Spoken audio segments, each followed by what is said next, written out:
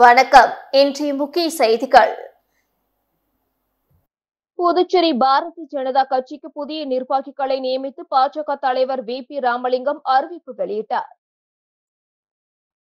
புதுச்சேரி பாரதிய ஜனதா கட்சிக்கு புதிய நிர்வாகிகள் பட்டியலை பாஜக தேசிய தலைவர் ஜே.பி. நட்டா ஒப்புதலின் பேரில் மாநில தலைவர் வி.பி. ராமலிங்கம் பாஜக தலைமை அலுவலகத்தில் அறிவித்தார்.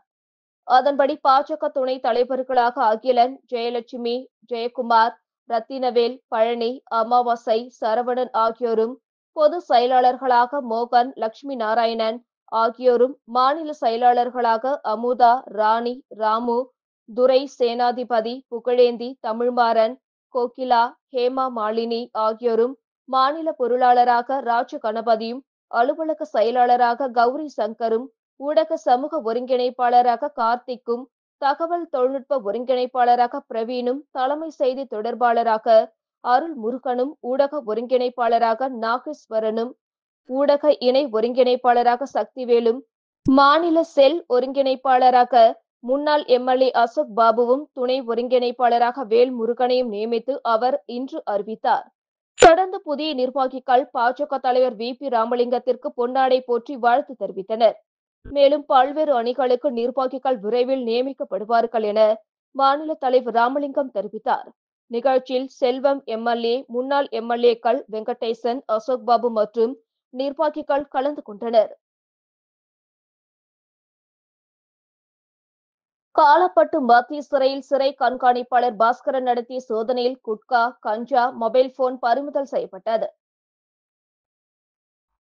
புதுச்சேரி காவல்துறையில் இயங்கி வரும் STF மூலம் சிறைக்குள்ளே தடை செய்யப்பட்ட பொருட்கள் வீசப்படுவதாக சிறை கண்காணிப்பாளருக்கு தகவல் கிடைத்தது.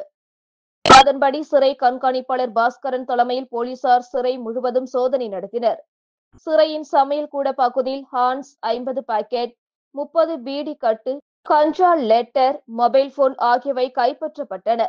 விசாரணையில் சில நாட்களுக்கு முன் சிறையிலிருந்து ஜாமீனில் சென்ற ரிஷிகுமார், ஆனந்த் ஆகியோர் நள்ளிரவில் முதலாவதாக உள்ள சிறை காம்பவுண்ட் ஏறி குதித்து உள்ளே சென்று இரண்டாவது காம்பவுண்ட் உள்ளே வீசியுள்ளனர். சிறையில் உள்ள தாடி ஐயனார், சத்யா ஆகியோருக்கு போதைப் பொருள் வீசியது தெரிய வந்தது. போதைப் பொருட்கள் சமையல் கூட பகுதியில் வேலை செய்யும் சிறைவாசிகள் மூலம் விநியோகம் செய்யப்பட்டதும் தெரிய வந்தது. புதுச்சேரியில் நடைபெற்ற மக்கள் மன்றத்தில் 36 புகார்களுக்கு உடனடியாக தீர்வு காணப்பட்டது. புதுச்சேரியில் பல்வேறு காவல் நிலையங்களில் நடைபெற்ற மக்கள் மன்றம் நிகழ்ச்சியில் மூத்த அதிகாரிகள் நேரில் கலந்து கொண்டு 62 புகார்களை பொதுமக்களிடம் கேட்டறிந்து அதில் 37 புகார்களுக்கு உடனடியாக நடவடிக்கை எடுத்தனர். நேற்று நடைபெற்ற குறைதீர்ப்பு கூட்டத்தில் மொத்தம் 207 பொதுமக்கள் கலந்து கொண்டனர். பெரும்பாலான புகார்களுக்கு அந்த இடத்திலே தீர்வு காணப்பட்டு பொதுமக்களுக்கு உடனடி நிவாரணத்தை உறுதி செய்தனர். நிலுவையில் உள்ள புகார்களுக்கு விரைவாக நடவடிக்கை எடுப்பதற்காக காவல் நிலைய அதிகாரிகளுக்கு மூத்த அதிகாரிகள் தெளிவான வழிகாட்டுதல்களை வழங்கினர். முன்னாள் குடியரசுத் தலைவர் அப்துல் கலாமின் 10ஆம் ஆண்டு நினைவு தினத்தை முன்னிட்டு 1000 மாணவர்கள் ஒன்று கூடி ஒரே வண்ணத்தில் வரையப்பட்ட கோடுகளை பயன்படுத்தி அப்துல் கலாமின் உருவத்தை வரைந்து உலக சாதனை படைத்தனர். மறைந்த முன்னாள் குடியரசுத் தலைவர் டாக்டர் APJ அப்துல் கலாமின் 10ஆம் ஆண்டு நினைவு தினத்தை முன்னிட்டு புதுச்சேரி மூலகுளம் தனியார் பள்ளியில் 1000 மாணவர்கள் ஒன்று கூடி முன்னாள் ஜனாதிபதி அப்துல் கலாமின் நினைவாக ஒரே வண்ணத்தில் வரையப்பட்ட கோடுகளை பயன்படுத்தி வரைகோட்டு படம் வடிவில் அவரின் உருவத்தை உருவாக்கும் உலக சாதனை நிகழ்வு நடைபெற்றது. பள்ளியின் முதல்வர் அருட்தந்தை பாஸ்கர்ராஜ் தலைமையில் நடைபெற்ற நிகழ்வில் காலை 9 மணிக்கு தொடங்கி 12:30 மணி வரை நடைபெற்ற இந்த நிகழ்வில் 1000 மாணவர்கள் வெற்றிகரமாக அப்துல் கலாமின் உருவத்தை உருவாக்கி உலக சாதனை மற்றும் சர்வதேச சாதனை புத்தகத்தில் இடம்பெற்றனர். சாதனை நிகழ்வில் சிறப்பு விருந்தினர்களாக புதுச்சேரி பொதுப்பணித்துறை அமைச்சர் லட்சுமி நாராயணன், சாதனையாளர் புத்தகத்தின் நிறுவன பயிற்சியாளர் பார்கவி முத்துகிருஷ்ணன் ஆகியோர் கலந்து கொண்டனர். விழாவின் தொடக்கமாக டாக்டர் அப்துல் கலாமின் உருவப்படத்திற்கு மலர் தூவி அஞ்சலி செலுத்தப்பட்டது. 7ஆம் வகுப்பு மாணவன் சாய் பிரணவ் ஜூலை 2019 முதல் 2025 வரை 75 உலக சாதனைகளை நிகழ்த்தி சாதனை படைத்துள்ளார். மேலும் கடந்த 2 தினங்களில் மட்டும் 15 உலக சாதனைகளை நிகழ்த்தியிருக்கிறார். அவருக்கு பள்ளியின் சார்பில் பாராட்டுகள் தெரிவிக்கப்பட்டது.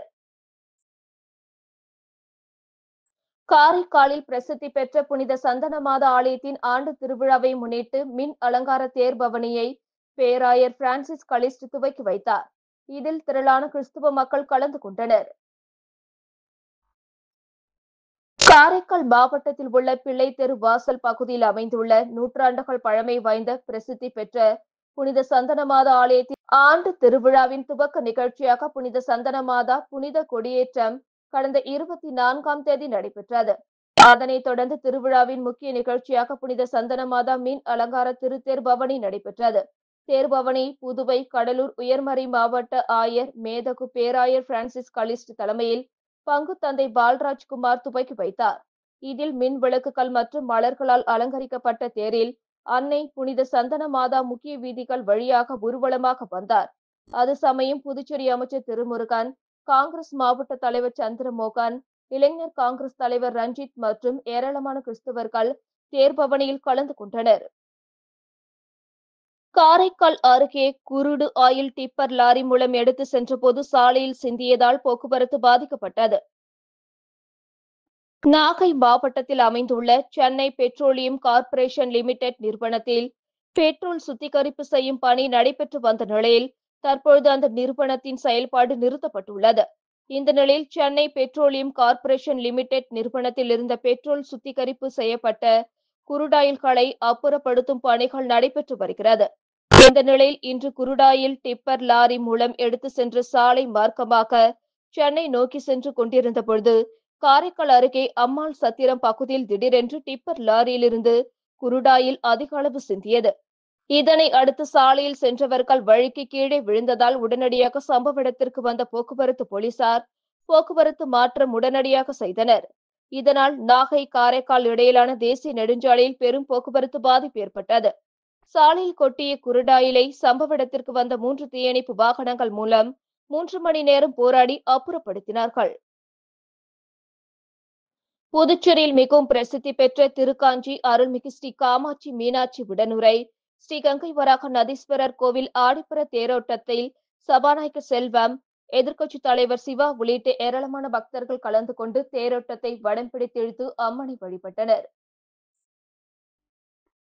புதுச்சேரியை அடுத்த திருக்காஞ்சி பகுதியில் மிகவும் பிரசித்தி பெற்ற அருள்மிகு ஸ்ரீ காமாட்சி மீனாட்சி உடனுரை ஸ்ரீ கங்கை வராக நதீஸ்வரர் கோவில் அமைந்துள்ளது. இந்த கோவிலில் ஆடிப்புற பிரம்மோற்சவ விழா கடந்த 19ஆம் தேதி கொடியேற்றத்துடன் தொடங்கியது. ஆடிப்புற பிரம்மோற்சவ விழாவின் முக்கிய நிகழ்வான திருத்தேரோட்டம் இன்று நடைபெற்றது. இதில் சபாநாயகர் செல்வம், சட்டமன்ற எதிர்க்கட்சித் தலைவர் சிவா ஆகியோர் கலந்து கொண்டு தேரை வடம் பிடித்து தேரோட்டத்தை தொடங்கி வைத்தனர்.